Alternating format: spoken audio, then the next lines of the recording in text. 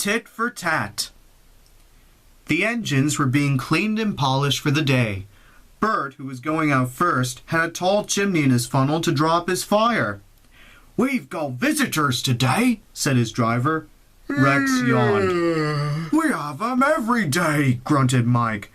"But these are special," said the driver. "One takes moving pictures and the other writes books, so mind you all behave." "I don't want to be a moving picture in a book," protested Bert. "I want to stay as I am." They all tried to explain, but Bert was still muddled when he went to take his train. The visitors were clergymen, one fat, the other thin. They arrived in a little car. Both had cameras. They shook hands with Bert's driver. "The small controller," he told them, "says you can ride with me in Bert's tender if you like." "Thank you," they said. "May we come later, please? Just now the sun is shining so nicely that we want to take photographs."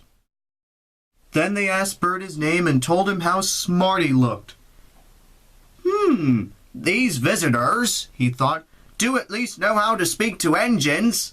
He puffed away, feeling happier.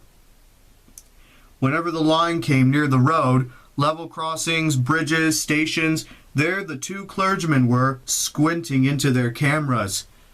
Bert found this rather upsetting. "They might wave at an engine," he complained.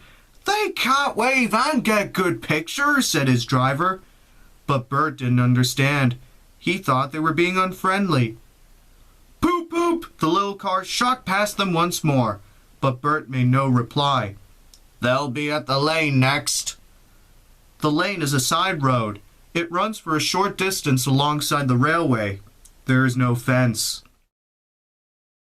It had rained hard in the night. There were puddles in the lane. The thin clergyman sat in the car. The fat one waited with his camera. He took his pictures, jumped in, and off they went, racing the train to the lane's end. Unluckily, just as they passed Bert, they went through a puddle. Sloosh!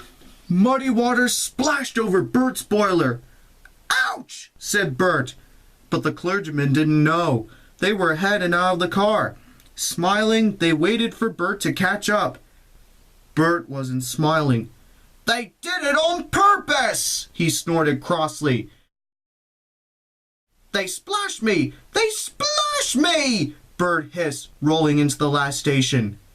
"Pictures, indeed," he grumbled, running around his train.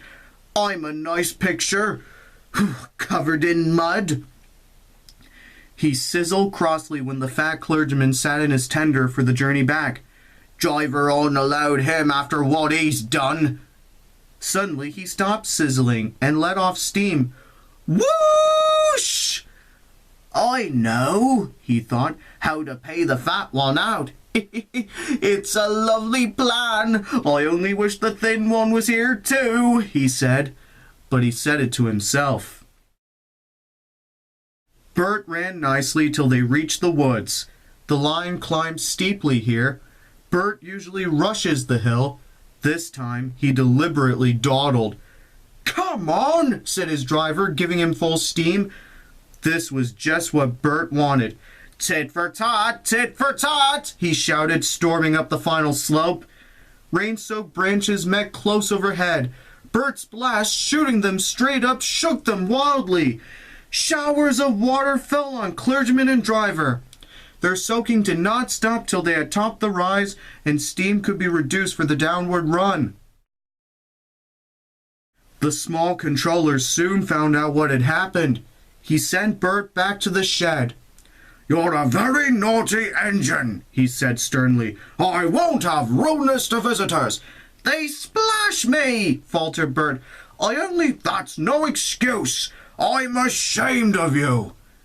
Bert went sadly away. But he was happy again when Rex and Mike came in. "Those visitors are nice," he told them. "They came and said sorry, and I said sorry too.